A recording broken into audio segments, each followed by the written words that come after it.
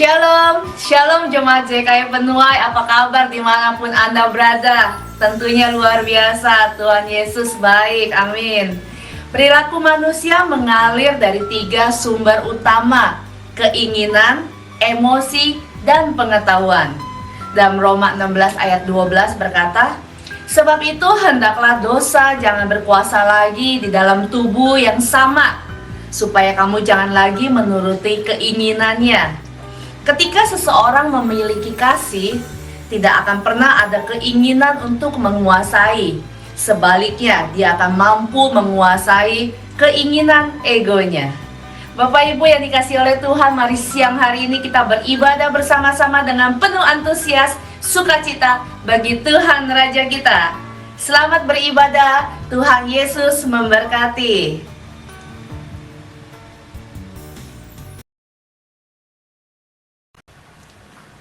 Shalom, shalom jemaat JKI Penuai. Siang hari ini kembali kita bersama-sama berkumpul, walaupun di online, kita memuji Tuhan, menyembah Tuhan kita, karena Tuhan kita Allah yang baik.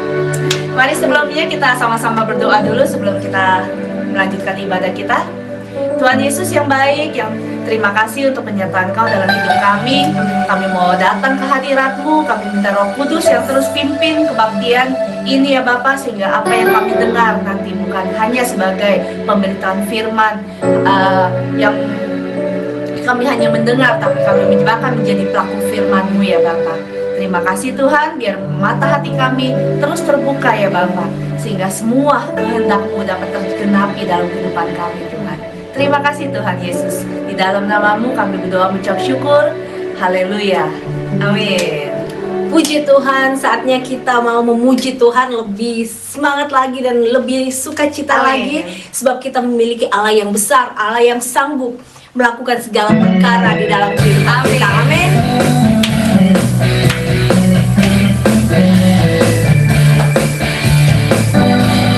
Apa yang tak pernah dilihat mata,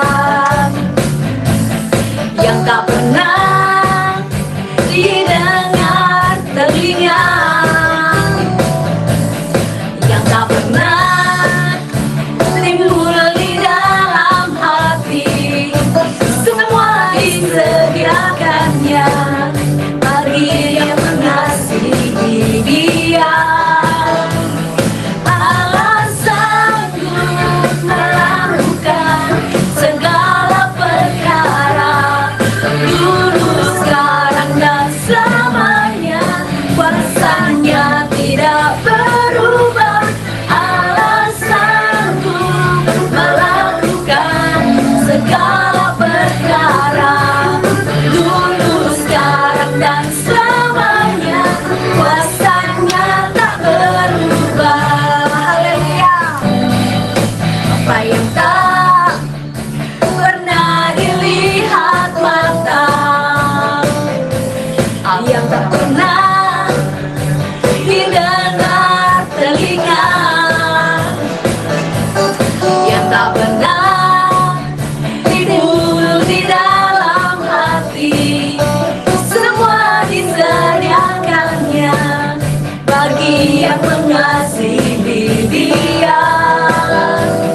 Allah sanggup melakukan segala perkara, dulu,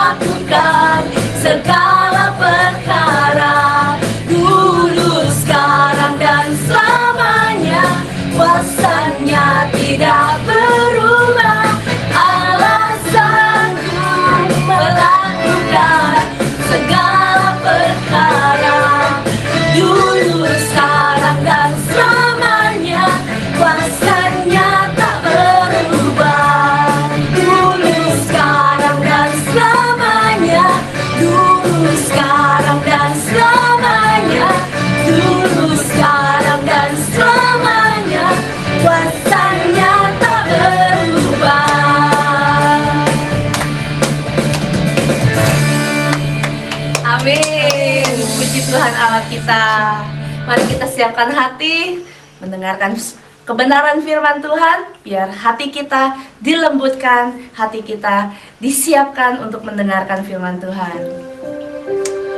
Terima kasih Tuhan. Engkau Allah yang baik Tuhan, Engkau Allah yang setia. Amin. Engkau mencukupkan, memelihara kehidupan kami Tuhan. Terima kasih Bapa.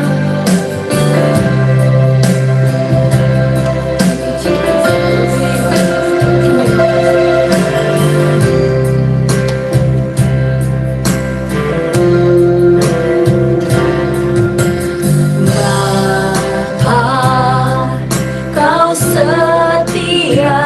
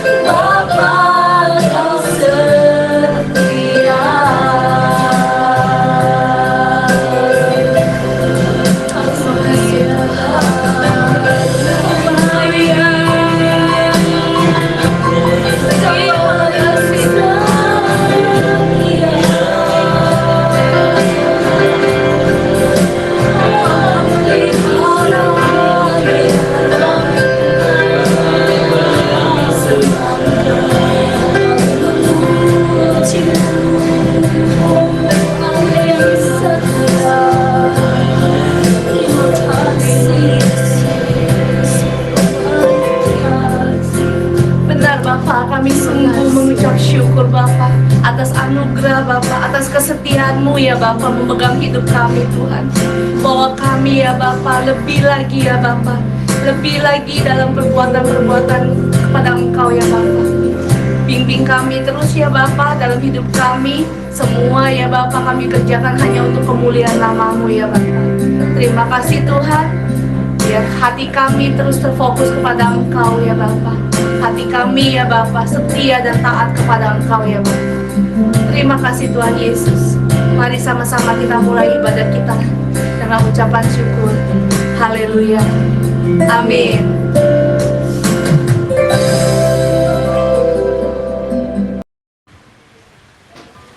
Shalom Bapak Ibu dikasihi Tuhan. Kita kembali dengan pemberitaan firman Tuhan.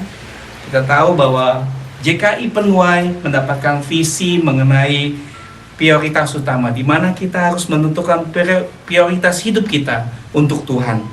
Tema sharing pada siang hari ini saya ambil dengan judul kualitas hidup kita. Kualitas di mana kita harus memprioritaskan hidup kita untuk kemuliaan bagi Tuhan. Di mana kita tahu bahwa pentingnya kualitas hidup seseorang di saat kita menjalani kehidupan sehari-hari dan kehidupan saat-saat ini Bapak Ibu. Sebelum kita masuk lebih dalam mengenai firman Tuhan, mari kita bersatu di dalam doa. Sungguh hati kami bersyukur Tuhan, pada siang hari ini Tuhan kami bisa bersama-sama untuk mendengarkan firman Tuhan. Kau pakai bibir mulut hamba ini untuk memberitakan kebenaran firman Tuhan, supaya kami lebih lagi Tuhan percaya dan yakin Bapak bahwa setiap apa yang Kau berikan dalam kehidupan kami Tuhan, mendapatkan kekuatan yang baru, mendapatkan kehidupan yang baru Tuhan, supaya sidang jemaat-Mu juga Tuhan Kau perkuat Tuhan dengan kualitas hidup mereka Tuhan pada saat-saat ini Bapak. Kau tutup bungkus kami dengan kuasa darah-Mu Tuhan. Kami patahkan, kami hancurkan segala penghalang yang ada di dalam pendengaran firman Tuhan ini Tuhan. Biarlah firman Tuhan itu tersampaikan dengan penuh sukacita damai sejahtera yang begitu luar biasa Tuhan. Dalam nama Yesus kami berdoa, kami mengucap syukur. Haleluya. Amin. Mari Bapak Ibu kita buka di dalam Efesus 4 ayat 13 sampai 15 berkata seperti ini. Sampai kita semua telah mencapai kesatuan iman dan pengetahuan yang benar tentang anak Allah, kedewasaan penuh dan tingkat pertumbuhan yang sesuai dengan kepenuhan Kristus.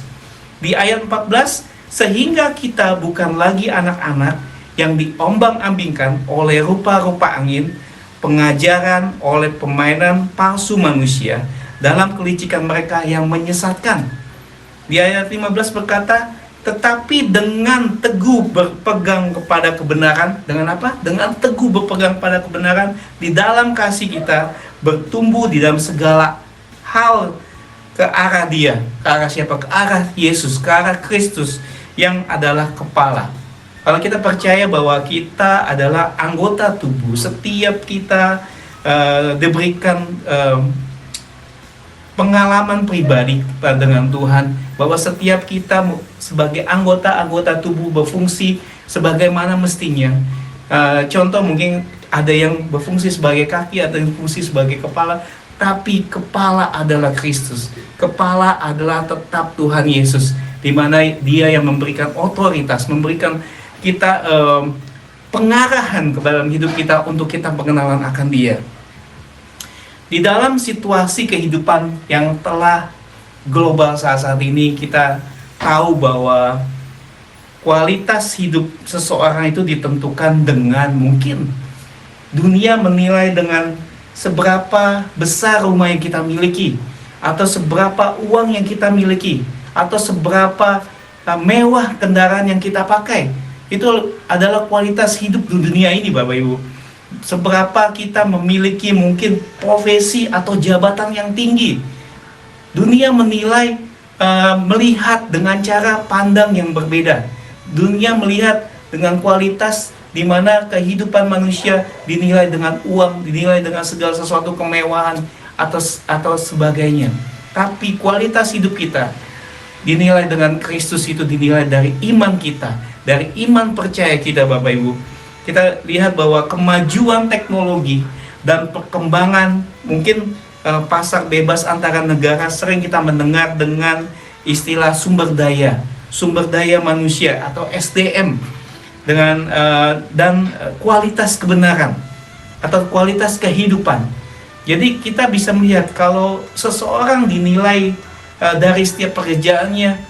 Contoh kasus mungkin orang melihat dari kemampuan kita, dari otak kita, dari cara kita mengerjakan pekerjaan yang dilihat orang, dilihat bos kita atau dilihat manajer kita, dia lihat kemampuan kita. Itulah dunia menilai sumber daya manusia.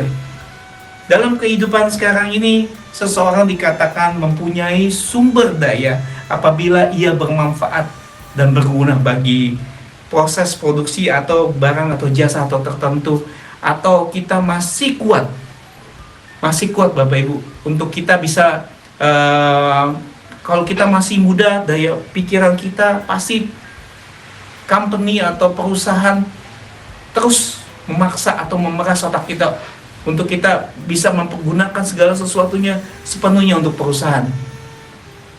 Kita lihat mereka memilih atau mengkriteriain pegawainya dengan hal-hal yang mungkin lebih jenius atau pembayarannya berbeda karena mereka lebih pintar atau segala sesuatu. Kita lihat di saat ini banyak orang pintar, banyak anak-anak pintar untuk mereka bisa bekerja di suatu perusahaan yang ternama atau suatu perusahaan yang global. Banyak orang mencari itu. Tapi kita bisa lihat orang menilai dengan sumber daya manusia, dengan kepintaran yang ada. Dan semakin baik, semakin terampil, semua orang mencarinya. Tetapi ketika ia tidak mampu berfungsi untuk bekerja pada suatu bidang pekerjaan yang menghasilkan uang, maka ia akan dibuang atau dilecehkan. Ketika ia tidak produktif lagi, mungkin dia akan dipecat, diganti dengan yang lain. Begitulah kehidupan dunia saat ini. Begitulah kehidupan pekerjaan-pekerjaan yang Anda dapatkan di dunia ini. Kita masih kuat, kita masih punya kemampuan, kita masih punya tenaga. Orang lain membutuhkan, tapi di saat kita lemah, di saat kita tidak berdaya, dia akan mengganti kita, dia akan menggeser kita. Itu yang kita alami, Bapak Ibu. Mungkin dari rekan sahabat pernah mengalami seperti itu. Di usia yang muda, kita bukan di usia yang udah masuk usia mungkin 40-50 tahun, perusahaan melihat, wah ini udah tidak produktif. Dia menggeser dan dia mengganti dengan kualitas yang lebih mudah, dengan bayaran yang lebih murah. Itulah yang terjadi di saat-saat ini. Dikatakan di dalam dunia ini dengan gampang kita bisa menilai hidup seseorang dalam kualitas yang dimilikinya. Saya ulang Bapak Ibu. Di dalam dunia ini dengan gampang kita bisa menilai hidup seseorang dengan kualitas yang dimilikinya. Dengan apa? Dengan kualitas yang dimilikinya. Hidup seseorang dikatakan berkualitas hanya jika ia sukses dalam pekerjaan kah, sukses dalam rumah tangga kah, dalam bisnis kah, atau dalam studinya atau di dalam kampusnya, berhasil mendapatkan uang sebanyak mungkin, atau ketika seseorang dapat mengikuti gaya hidup yang modern. Hidup seseorang itu bisa dikatakan berkualitas, Bapak Ibu. Jika seseorang mendapatkan penghargaan atau seseorang mendapatkan hal yang diinginkan untuk membeli, contoh mungkin kita bisa membeli rumah dengan harga jutaan dolar, dan kita bisa melihat bahwa hidup orang itu berkualitas. Dengan tanda kutip, orang menilai dengan hal itu. Kita bisa menilai seseorang mungkin dengan pakaian atau jam tangan yang dia pakai, atau dengan tas branded yang dia pakai, atau dengan brand-brand tertentu, atau baju, atau jas, atau apapun. Kita bisa menilai seseorang dengan hal seperti itu. Yang dipakainya, hidup ini dinyatakan berkualitas, Bapak Ibu. Itulah kalau misalnya contoh dari kehidupan duniawi atau kehidupan yang kita alami atau yang kita hadapi saat ini. Orang menilainya dengan hal seperti itu. Orang menilai dengan hal mungkin lihat, wah rumahnya bagus, rumahnya besar, rumahnya mewah, dia maju, dia sukses. Dikatakan orang itu berkualitas. Jika ia tidak memakai produk yang ditawarkan, maka dinilai belum berkualitas hidupnya. Ada orang yang minder ketemu dengan temannya karena ia tidak sukses. Banyak hal yang terjadi seperti itu. Banyak orang yang takut untuk ketemu dengan seseorang, mungkin udah tidak ketemu mungkin 15 tahun, 20 tahun, 30 tahun, dan ada reuni bersama-sama dengan teman-teman mungkin SMPK, SMA atau kuliah pada saat itu, tapi karena dia tidak berhasil, dia tidak bisa melihat dirinya tidak mempunyai apa-apa, dia malu untuk ketemu orang, dia malu untuk ketemu temannya. Kenapa? Karena orang melihat secara lifestyle, secara penampilan, secara keberhasilan yang dimiliki. Apakah itu saudara? Kita bisa lihat bahwa mungkin Bapak Ibu pernah mengalaminya, mungkin kita teman-teman kita atau saudara kita pernah mengalami, atau Anda sendiri pernah mengalami hal itu. Dan orang melihat kualitas hidup saudara hanya dengan penampilan saudara, hanya dengan keberhasilan saudara. Itu yang dinamakan kualitas hidup yang dunia tawarkan atau yang dunia miliki saat ini. Apa sebenarnya makna dan ukuran kualitas hidup kita sebagai orang yang beriman di tengah dunia yang terus berubah, yang merupakan milik Allah? Alkitab tidak pernah melihat dan memahami kualitas kemanusiaan kita seperti menjadi kecenderungan sekarang ini. Khususnya kalau kita baca di dalam Efesus 4 ayat 11 sampai 16. Dikatakan kita dapat melihat bahwa Paulus mempunyai pandangan dan penilaian yang lain di dalam menilai kualitas sumber daya dan kualitas hidup seseorang. Di dalam Efesus 4 ayat 11 sampai 16 dikatakan bahwa Paulus memandang segala sesuatunya, memandang kualitas hidup manusia dengan cara yang berbeda. Setidaknya kita bisa lihat Paulus mengatakan ada 3 hal yang patut kita perhatikan dan untuk melihat dan menilai kualitas hidup kita ini sendiri dan hidup orang lain. Yang pertama Bapak Ibu, yang pertama, hidup seseorang dikatakan berkualitas apabila mempunyai kedekatan hubungan pribadi yang mendalam dengan Allahnya, dengan Tuhan kita. Apa? Mempunyai kedekatan hubungan yang pribadi yang mendalam dengan Tuhan kita. Jadi Paulus memberikan gambaran dengan cara pandang dia. Kita bisa melihat, kita bisa menilai seseorang.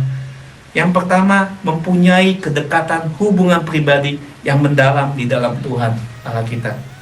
Atau dengan kata lain, apakah kita mempunyai ikatan emosional dengan Tuhan kita? Apakah kita bersaat teduh? Apakah kita mempunyai hubungan yang intim dengan Tuhan di pagi hari atau di malam hari, di saat kita berdoa, bersujud, menyembah Tuhan, memuji Tuhan? Itulah yang dikatakan kita mempunyai kualitas hidup secara iman. Di dalam Paulus katakan bahwa mempunyai kedekatan hubungan pribadi yang mendalam dengan Tuhan kita. Kenapa? Kalau kita mempunyai hubungan yang kuat, hubungan yang dekat dengan Tuhan, kita tidak akan pernah minder, kita tidak akan pernah takut. Kenapa? Tuhan menjaga kehidupan kita, Tuhan memprotek kehidupan kita, Tuhan terus memberikan kita pengharapan demi pengharapan. Dia tidak pernah meninggalkan kita Bapak Ibu. Karena kita apa? Kita anak-anak Tuhan. Kita harus menjaga hubungan kita tetap kuat, hubungan kita tetap terus mencari Tuhan. Di saat kita hilang pengharapan, di saat kita mungkin sedang dalam menghadapi situasi keuangan yang tidak baik, cari Tuhan. Di saat kita sakit, kita cari Tuhan. Di saat kita lemah, kita cari Tuhan. Kita harus ada mempunyai hubungan, kita bangun hubungan kita untuk kita bisa melihat bahwa cara kerja Tuhan yang luar biasa yang terjadi di dalam setiap kehidupan kita. Anak-anak Tuhan selalu diberikan kekuatan yang baru. Pengertian emosional di sini jangan diartikan kalau berdoa mungkin kita harus menangis, apabila bernyanyi harus bertepuk tangan, kalau berdoa harus berteriak-teriak. Tetapi yang dimaksud di sini ialah apakah kita merasa begitu dekat dan selalu ingin mentaati segenap perintahnya. Itu yang paling penting Bapak Ibu. Kita mempunyai hubungan yang intim dengan Tuhan. Kita menjalani kehidupan sesuai dengan kebenaran firman Tuhan. Kita berjalan menurut kehendak dan tuntunan Tuhan. Dan itulah yang Tuhan inginkan.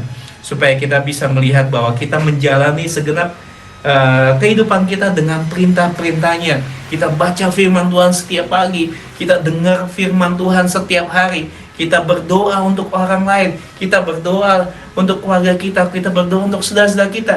Itu yang Tuhan inginkan.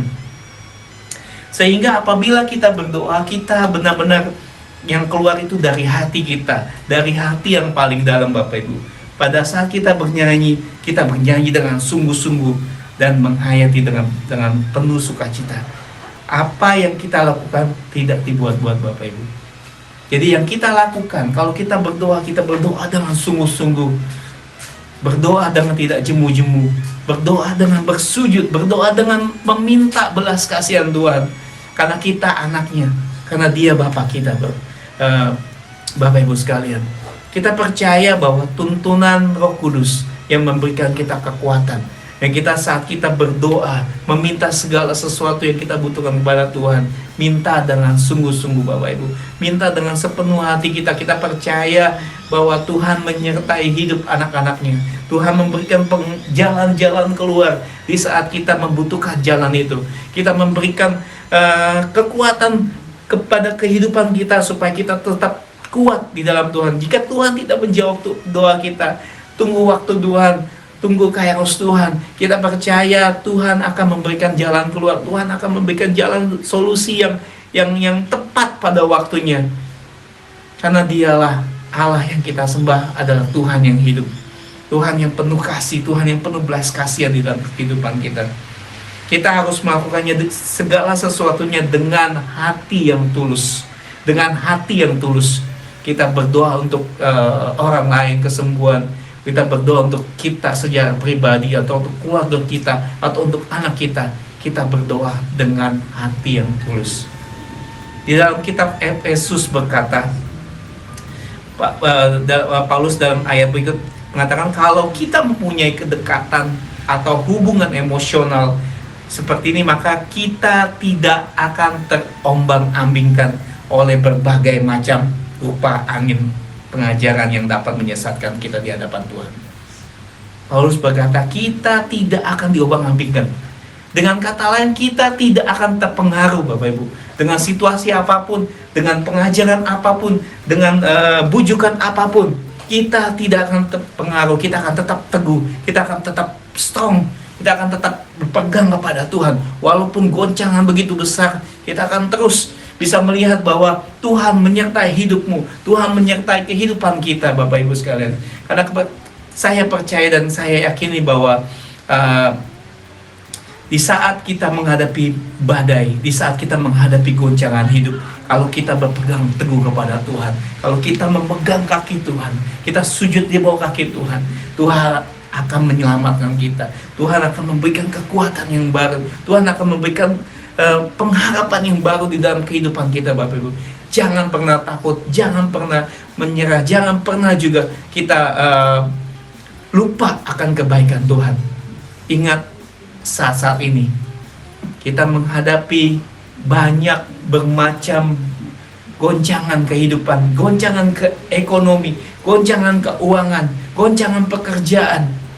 Tetap kuat di dalam Tuhan, tetap pegang kaki Tuhan, tetap bersujud di bawah kaki Tuhan, karena Dia yang mempunyai pengharapan. Hanya di dalam Dia kita mempunyai pengharapan itu. Amin, Bapak Ibu. Berikan tepuk tangan buat Tuhan, bagi Tuhan. Karena saya percaya, saya yakinin, dan saya mengalami hal itu.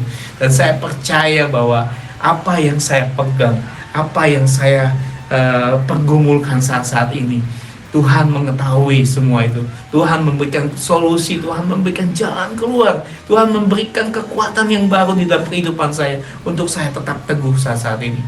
Saya percaya Bapak Ibu dimanapun Anda saat ini, pengalaman pribadi, pengalaman secara spiritual kepada Tuhan harus kita jaga, Bapak Ibu. Kita harus berdoa apapun kondisinya, tetap terus percaya Tuhan tidak akan pernah meninggalkan kita. Tetap yakin bahwa jalan-jalan yang kita tempuh, Dia lebih dulu jalan di depan kita, Dia lebih dulu melangkah di depan kita. Dan Tuhan kasih tahu ini ada lubang. Situ di depan itu ada lubang. Kamu belok kiri, kamu belok kanan. Itulah tangan penyertaan Tuhan. Amin.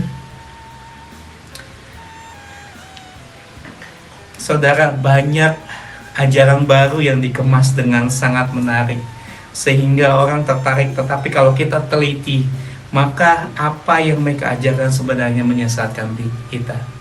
Contohnya menyesatkan iman percaya kita, sehingga kita harus lebih berhikmat dan meminta hikmat itu kepada Tuhan supaya kita tidak gampang terhanyut dengan hal yang demikian. Contohnya ada ajaran yang mengatakan bahwa kalau ikut Tuhan, semua permasalahan beres. Tidak ada menemui kesulitan. Jadi urusan bisnis pasti lancar, kaya, dan berkelimpahan. Tetapi kalau kita tidak mengalami semua itu, maka berarti iman kita belum beres, Bapak Ibu. Belum sungguh-sungguh terima Tuhan sebagai juru selamat. Banyak orang mengajarkan dengan hal yang manis-manis. Wah, ikut Tuhan pasti kamu kaya raya. Ikut Tuhan kamu pasti maju. Ikut Tuhan kamu pasti bla bla bla bla. Ikut Tuhan kamu pasti keluarga kamu bisa menikmati liburan. No, Bapak Ibu. Di dalam kita mengikut Tuhan, rintangan badai itu tetap ada. Jalan-jalan yang kita temui saat ini selagi kita masih hidup, masalah itu masih ada, Bapak Ibu. Tapi bagaimana kita mengatasi masalah itu? Bagaimana kita bisa menjalani masalah itu dengan penuh keyakinan? Jangan bimbang, jangan tersesat dengan hal itu. Jangan bilang orang lain, wah, kok dia enak ya ikut Tuhan, kok saya enggak Tuhan. No, semua orang punya pergumulannya masing-masing. Semua orang punya permasalahan kehidupan masing-masing. Tapi tetap di dalam Tuhan ada pengharapan yang baru. Jangan kita terombang-ambingkan dengan ajaran-ajaran yang mengenakan di telinga, tapi nyatanya tidak seperti itu. Tapi kita terus, Bapak Ibu, di saat kita menghadapi masalah itu, kita tahu kebenaran firman Tuhan. Jangan sampai kita tersesat atau terhilang dengan hal itu dan Anda malah menjauh dari Tuhan. Tuhan tidak menolong saya, buat apa saya ke gereja? Tuhan tidak menolong saya, buat apa saya melayani? Tuhan tidak menolong saya, buat apa saya terus membaca firman Tuhan? No, tapi Tuhan tahu langkah apa yang harus Anda lakukan, pergumulan apa yang Anda lakukan. Tuhan tahu semua itu. Kita bisa melihat anak-anak Tuhan saat ini terhilang, terhempas karena dia berpegang hanya pengertian mereka sendiri. Mereka hanya menganggap Tuhan itu sebagai ban serep. Mereka menganggap Tuhan itu sebagai kalau saya butuh saya minta. Kalau saya lagi butuh saya minta sama Tuhan. No, kita sebagai anak-anak Tuhan tetap terus berpegang kepada Tuhan. Kondisi menyenangkankah? Kondisi saat ini kah? Yang lagi terpuruk, yang lagi kehilangan pekerjaan, yang lagi hilang pengharapan, tetap berpegang kepada Tuhan, Bapak Ibu. Karena itu yang menentukan kualitas hidup kita sebagai anak-anak Tuhan. Saudara, menarik apa yang diajarkan, tetapi sebenarnya itu menyesatkan kalau kita menerima hal-hal yang baik-baik dan mengenakan telinga. Itu menyesatkan kita, Bapak Ibu. Mengapa?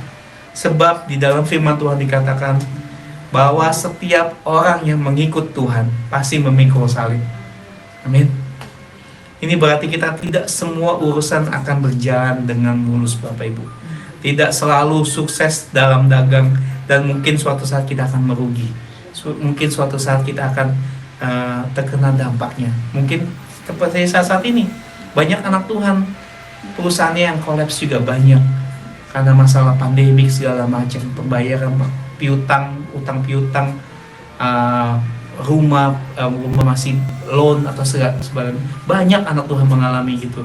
Tapi kalau sebagai anak-anak Tuhan tetap berpegang kepada Tuhan, saya percaya dan saya yakinin badai yang begitu besar saat ini yang digoncangkan bukan anak-anak Tuhan aja, seluruh dunia sedang mengalami itu. Tapi bedanya dengan anak Tuhan, kita tetap kuat, kita tetap yakin bahwa ada hari depan yang penuh harapan, ada hari cerah yang depan yang Tuhan tunjukkan. Karena kita berpegang sama Tuhan. Itulah bedanya anak Tuhan dengan anak dunia ini. Akibat lain apabila kita mempunyai hubungan yang emosional dengan Tuhan Allah kita, ialah selalu mengucap syukur di dalam segala hal, Bapak Ibu. Bedanya anak Tuhan, kita selalu thanks God, thanks Lord. Semua baik untukmu Tuhan, semua baik untukmu Tuhan. Kita selalu mengucapkan kata-kata yang positif, mengucap syukur di dalam segala hal. Karena Tuhan inginkan anak-anaknya itu tetap kuat di dalam apapun pergumulan kehidupanmu. Mengucap syukur di dalam segala hal. Tetap bersyukur di dalam segala hal. Karena Tuhan yang kita sembah, Dia memberikan kita kekuatan. Amin. Dalam susah dan senang, kita tidak melupakan Tuhan, Bapak Ibu. Di dalam kegagalan, mereka tidak undur diri dalam menghadapi Tuhan, melainkan mencari mengapa nih kita gagal, mengapa nih harus kita perbaiki, apa yang harus kita perbaiki, dan berusaha untuk memperbaiki hal itu. Mereka meyakini bahwa Allah yang turut bekerja di dalam setiap tindakan yang kita lakukan, yang mereka lakukan. Tuhan turut dalam bekerja. Tuhan turut dalam segala hal yang kita lakukan sebagai anak-anak Tuhan. Yang kedua, hidup seseorang dikatakan berkualitas apabila memiliki kedewasaan dan kematangan di dalam menjalani kehidupannya. Saya ulang, yang kedua, dikatakan hidup seseorang dikatakan berkualitas apabila memiliki kedewasaan dan kematangan di dalam menjalani kehidupannya. Bapak Ibu yang dikasih Tuhan, sering semuanya tuh kadang-kadang kita maunya serba instan ya. Dan package-nya juga cukup menarik. Kadang-kadang kita yang instan itu, yang cepet-cepet itu yang kita inginin sebenarnya. Wah, misalnya contoh kita kopi instan, bubur juga instan ya, di dalam kantong itu udah semuanya ada, kita tinggal rebus pakai air, kita tinggal makan dan sebagainya. Mungkin banyak juga orang makanan-makanan yang instan. Tetapi orang pada umumnya tidak mau repot-repot, semuanya itu ingin serba cepat saat ini. Karena jangan heran kalau kita melihat atau mendengar ada orang yang menghalalkan segala cara untuk cepat meraih kedudukan atau kekayaan atau sebagainya. Seseorang yang ingin memiliki cepat keuangannya, memiliki mungkin cepat ingin punya mobil, cepat ingin punya rumah. Semua butuh proses, semua butuh waktu, take time yang kita miliki. Nggak ada tuh langsung instan, nggak ada Bapak Ibu. Karena banyak hal orang yang terjebak karena hal itu. Seorang yang memiliki kematangan dan kedewasaan tidak akan melakukan hal itu Bapak Ibu. Sebab ia menyadari bahwa ketika untuk meraih sesuatu keberhasilan diperlukan waktu, tenaga, kesabaran, ketekunan, dan kerja keras. Itu yang rule yang paling benar. Dibutuhkan apa? Waktu, tenaga, kesabaran, ketekunan, dan kerja keras. Ya, selain itu seseorang yang mempunyai kematangan dan kedewasaan di dalam hidup menyadari bahwa ia tidak dapat hidup tanpa kehadiran orang lain. Kita masih butuh orang lain, kita masih butuh pasangan kita masih butuh orang tua kita masih butuh lingkungan yang positif di sekeliling kita. Karena di saat kita lemah, ada orang lain yang mendoakan. Di saat kita mungkin butuh pekerjaan, kita mungkin teman lain bisa membantunya. Mungkin di saat kita lagi lemah atau kita di saat lagi down, lagi putus pengharapan, ada yang mendoakan kita. Karena who knows, tidak ada yang tahu Bapak Ibu. Karena kita sebagai manusia masih membutuhkan pertolongan orang lain. Kita masih membutuhkan sesama, kita masih membutuhkan teman-teman yang dekat dengan kita. Ya, jadi ia menjadi tidak berarti tanpa orang lain berada di sekitarnya. Mereka harus menyadari ini nih. Tentu akan bersikap mau menerima sebagai mungkin bangsa, agama seseorang gitu ya. Kita aja juga mungkin kita mempunyai teman di luar Kristen, ada juga hal seperti itu yang mungkin teman kita gitu yang saling memberikan support, dan kita juga sebagai anak-anak Tuhan welcome gitu dengan apapun. Kita percaya bahwa segala sesuatunya Tuhan rancangkan kita dalam kehidupan yang lebih baik, dan Tuhan memberikan kita teman-teman, orang-orang yang di sekeliling kita yang menguatkan, bukan orang-orang yang melemahkan kita.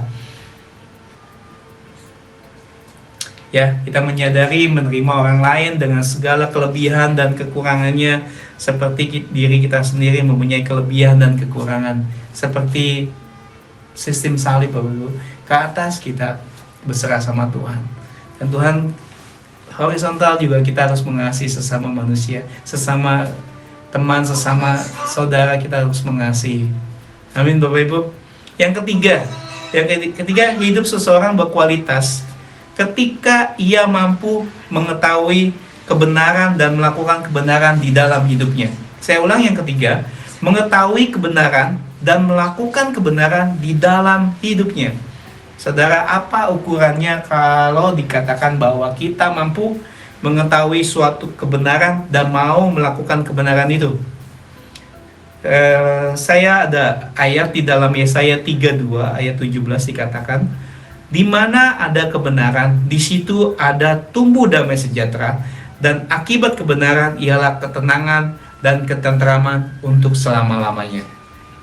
Dikatakan, akibat kebenaran ialah ketenangan dan ketenteraman untuk selama-lamanya. Dengan demikian, jika apa yang kita pikirkan dan perbuatan itu mendatangkan damai sejahtera, ketenangan, dan ketenteraman bagi mereka yang ada di sekitar kita, keluarga kita kah, di tempat kerja kita kah, di lingkungan sekolah kah, kampus kah, atau pergaulan yang lainnya, maka dapat dikatakan bahwa apa yang kita pikirkan dan perbuat itu adalah suatu kebenaran. Kalau di sekeliling kita merasakan ada damai sejahtera, kalau di sekeliling kita mungkin kita dekat dengan orang lain dan orang lain merasakan kasih Kristus itu di dalam hidup kita, dikatakan di situ akibat kebenaran, ketenangan, dan ketenteraman untuk selama-lamanya. Ada damai sejahtera yang Tuhan taruh di dalam kehidupan kita. Ketika kita ketemu dengan orang lain, rasa orang itu nyaman dengan kita bisa melihat ada kasih Kristus yang nyata di dalam kehidupan kita. Dengan kata lain, mungkin kalau orang lain tidak nyaman dengan kita, berarti ada something wrong di dalam kehidupan kita, Bapak Ibu. Firman Tuhan yang mengatakan itu. Di mana ada damai sejahtera, ada ketenangan, ada ketenteraman di hidup kita. Dikatakan bahwa di situ ada mengetahui kebenaran dan melakukan kebenaran di dalam hidup kita, Bapak Ibu. Ya. Tetapi sebaliknya, jika mereka yang ada di sekitar kita justru merasa ketakutan, kecemasan, kekhawatiran, berarti apa yang kita pikirkan dan lakukan adalah sebuah ketidakbenaran. Itu aja, secara simpel seperti itu, Bapak Ibu. Kita tidak usah berpikir yang lain-lain, tapi kita bisa lihat bahwa sebagai anak Tuhan, sebagai anak-anak Tuhan, kita harus tahu kebenaran ini. Kita harus tahu hidup kita ada damai sejahtera. Itulah kita bisa melihat bahwa ada buah-buah yang dihasilkan dari hidup kita untuk orang lain. Ya, jadi firman Tuhan pada siang hari ini tentang bagaimana kualitas hidup kita itu ada 3 hal yang kita pelajari untuk menentukan kualitas hidup kita sebagai orang percaya. Yang pertama apa? Mempunyai kedekatan hubungan pribadi yang mendalam dengan Tuhan Allah kita, dengan Tuhan Yesus. Yang kedua, memiliki kedewasaan dan kematangan dalam menjalani kehidupan kita. Yang ketiga, mengetahui kebenaran dan melakukan kebenaran itu di dalam hidup kita, Bapak Ibu, di dalam hidup kita, di dalam hidup saudara, di dalam hidup Bapak Ibu sekalian. Amin Bapak Ibu, amin saudara-saudara sekalian. Kita percaya bahwa dunia kehidupan kita ini sedang berubah dan akan terus mengalami perubahan. Kita tidak tahu hari depan, yang kita tahu kita jalaninya hari demi hari, bulan demi bulan, tahun demi bulan. Buktinya tahun ini sudah masuki bulan hampir masuki bulan April Bapak Ibu, kita mau mendekat Easter saat ini, dan cepat sekali waktu. Kita tidak bisa merem waktu itu, tapi waktu itu terus berjalan dan perubahan-perubahan besar akan terjadi. Kita bisa melihat bahwa banyak negara yang mengalami valid secara keuangan, mengalami banyak kerusuhan, mengalami banyak hambatan, tapi kita sebagai anak Tuhan ingat harus berpegang pada Tuhan.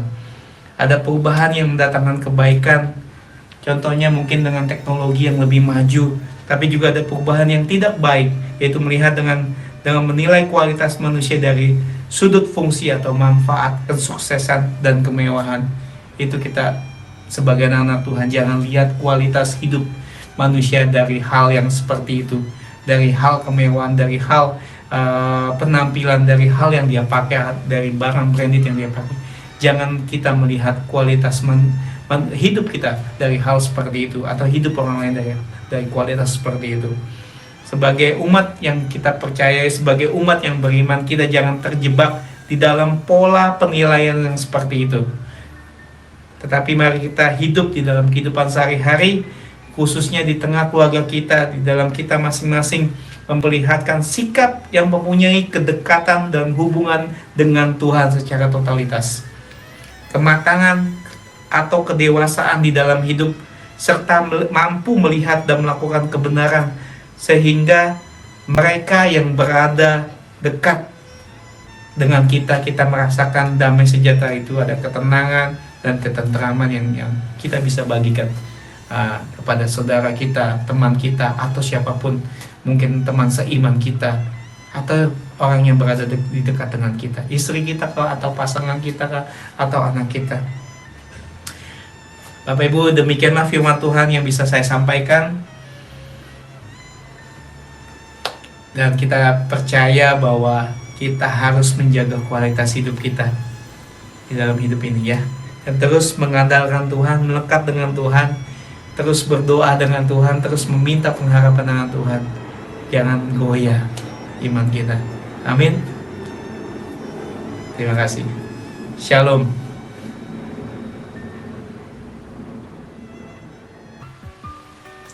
Bapak Ibu yang dikasih Tuhan, mari kita bersatu hati dalam mendoakan beberapa doa syafaat kita dan doa persembahan kita. Tuhan Yesus yang kami sembah, terima kasih ibadah telah selesai dengan baik. Kami minta ya Tuhan, tangan penyertaan Tuhan yang terus menyertai hidup kami. Biar Tuhan yang terus ada di dalam setiap pergumulan, setiap apa yang kami doakan, Tuhan yang menjawab. Tuhan, kami mau membawa persembahan kami, kiranya tangan Tuhan yang memberkati, tangan-tangan yang memberi ya Tuhan. Persembahan kasih kami, persembahan perpuluhan kami, atau apapun yang kami bawa Tuhan, karena kami percaya semua berkat yang datang daripada Engkau yang terbaik ya Bapak. Terima kasih Tuhan, kami juga mau menaikkan beberapa doa syafaat kami mau bersatu hati, kami mau menopang seminar keluarga yang akan sebentar kami adakan dalam ibadah, dalam Easter yang akan datang tanggal 7, 8, 9. Kami minta ya Bapak, seminar ini dapat berjalan dengan baik ya Tuhan. Seminar ini akan membawa kekuatan bagi setiap peserta, setiap pasangan-pasangan yang ikut Tuhan. Mereka mendapatkan cinta lagi, mendapatkan kasih lagi ya Bapak, yang mula-mula, yang kuat ya Bapak di dalam hubungan suami istri yang ada Tuhan. Kami berdoa ya Bapak juga untuk Pastor Adi yang membawakannya Tuhan, biar Engkau yang memberikan kesehatan yang terbaik untuk Pastor Adi dan istri ya Tuhan. Kami minta semua berjalan dengan seturut dengan kehendak-Mu ya Bapak. Ibadah-ibadah yang akan berlangsung juga ya Bapak, kami minta tangan Tuhan yang terus campur tangan di dalam setiap ibadah-ibadah yang ada Tuhan. Tak lupa kami terus mau topang setiap kerinduan dalam doa pergumulan sidang jemaat-Mu ya Bapak. Kami minta tangan Tuhan yang terus menyertai, yang terus memberikan jalan keluar yang terbaik bagi sidang jemaat-Mu Tuhan. Dengan biru-biru kuasa Tuhan Yesus ya Bapak, yang sakit disembuhkan di dalam nama Tuhan Yesus, yang berbeban berat Kau berikan sukacita yang melimpah-limpah dalam kehidupan mereka ya Bapak. Apapun yang mereka minta, Tuhan yang memberi jawab, Tuhan yang memberikan jalan keluar Tuhan. Terima kasih Bapak, kami percayakan semua doa-doa kami di dalam nama Tuhan Yesus. Mari sama-sama kita katakan, amin. Haleluya. Haleluya, haleluya. Ibadah telah selesai Bapak Ibu sekalian. Tuhan Yesus memberkati. Kami percaya kita harus mempunyai kualitas hidup kita. Kita jaga kualitas hidup kita. Mari Bapak Ibu kita bersatu di dalam doa untuk menerima berkat yang datang daripada Tuhan.